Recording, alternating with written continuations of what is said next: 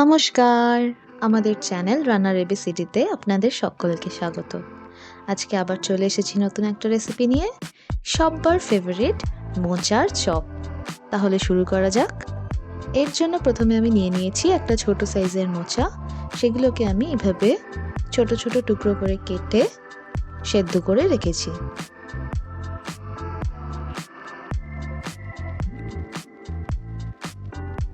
আর নিয়ে নিয়েছি একটা বড় সাইজের আলু, সেটাকেও আমি সেদ্ধ করে রেখেছি। এবার আলুর খোসাগুলোকে ছাড়িয়ে নিচ্ছি।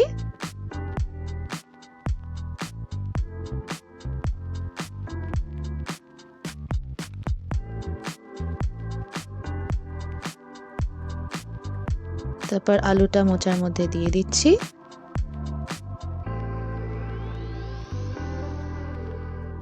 দিয়ে একটা ম্যাশার দিয়ে আমি ভালো করে মিক্স করে নেব।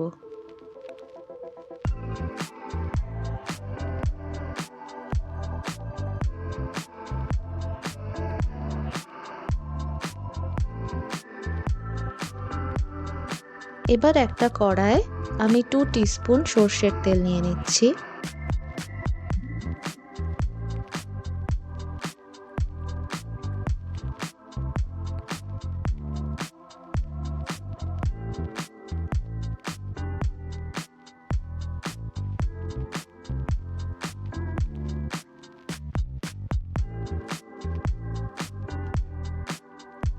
তেলটা গরম হয়ে গেলে এতে আমাদের আলু আর মোচার মিক্সচারটা দিয়ে দিচ্ছি।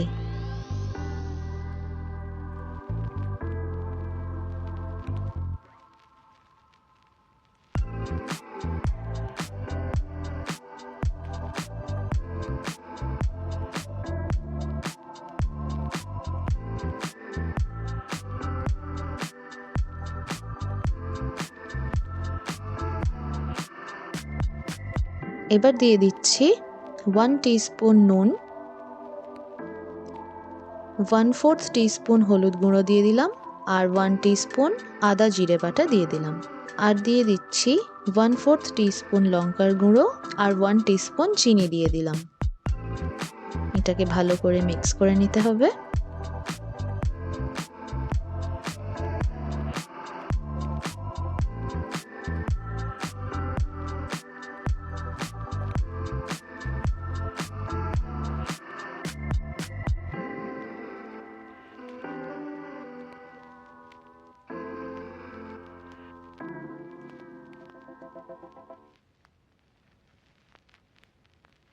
এবার এতে আমি ছাতু দিয়ে দিচ্ছি 1.5 টেবিল স্পুন, তাতে বাইন্ডিংটা ভালো হবে। আর দিয়ে দিচ্ছি 1/2 টিস্পুন ভাজা মশলা।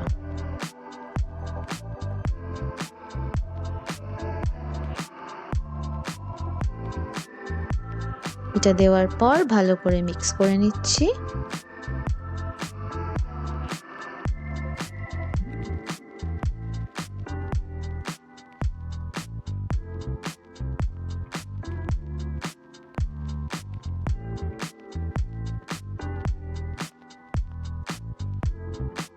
এবার 2 চামচের কাছাকাছি কর্নফ্লাওয়ার নিয়ে নিয়েছি, তাতে আমি জল দিয়ে একটা পাতলা মিক্সচার বানিয়ে নিচ্ছি।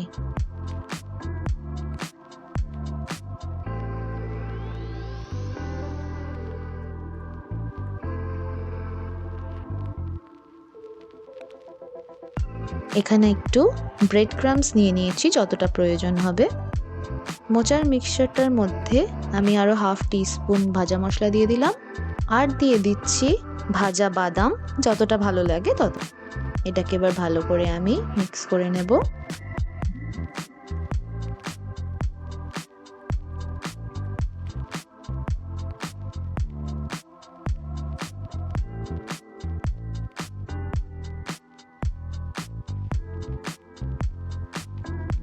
এবার এটাকে যেরকম পছন্দ সেই শেপ দিয়ে নিতে হবে।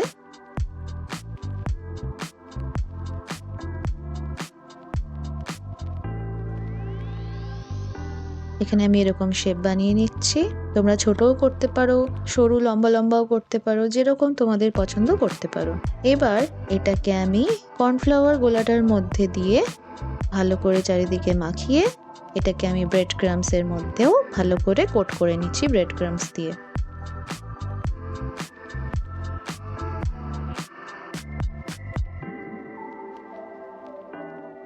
এইভাবেই আমি প্রত্যেকটাকে করে নেব।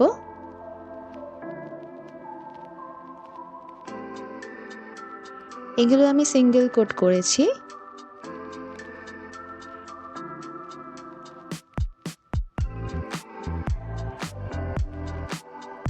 সব দিকে যেন ভালোভাবে ব্রেড ক্রাম্বসটা লাগে, তাহলেই ক্রিস্পি হবে। এটা একটা দেখাচ্ছি, তোমরা ডাবল কোটও করতে পারো। প্রথমে স্লারিটার মধ্যে ডোবালাম, তারপর ব্রেড ক্রাম্বসটা ভালো করে লাগিয়ে নিচ্ছি।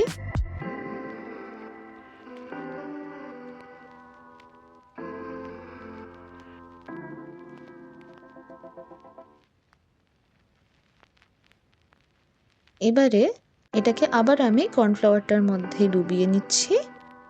এবার আমি একইভাবে এটাকে ব্রেড ক্রাম্বস দিয়ে আবার কোট করে নিচ্ছি। ডাবল কোট করলে এটা আরো বেশি ক্রিস্পি হয়।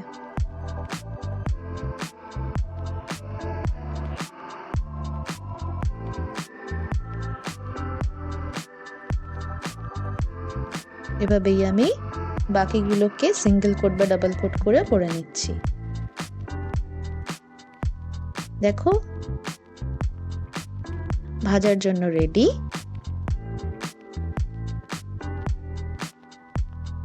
কড়াই আমি এবার সাদা তেল নিয়ে নিচ্ছি, ভাজার জন্য যতটা প্রয়োজন ততটা। তেলটা গরম হয়ে গেলে এগুলোকে আমি এক এক করে কড়াই দিয়ে দিচ্ছি।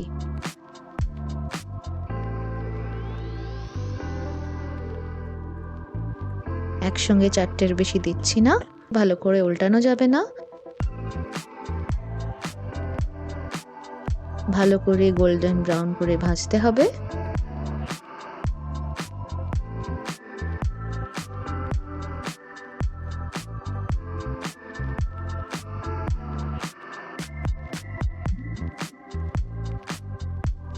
গোল্ডেন ব্রাউন হয়ে গেলে এটাকে আমি তুলে নিচ্ছি।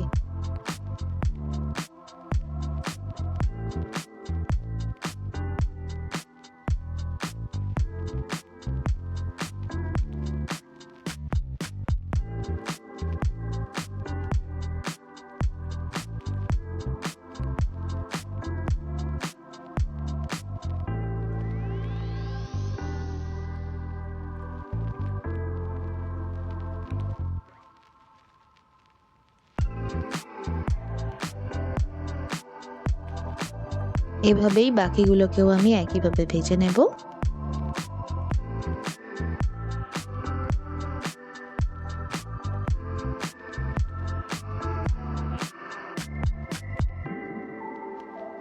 আমাদের আজকের মোচার চপ রেডি হয়ে গেছে।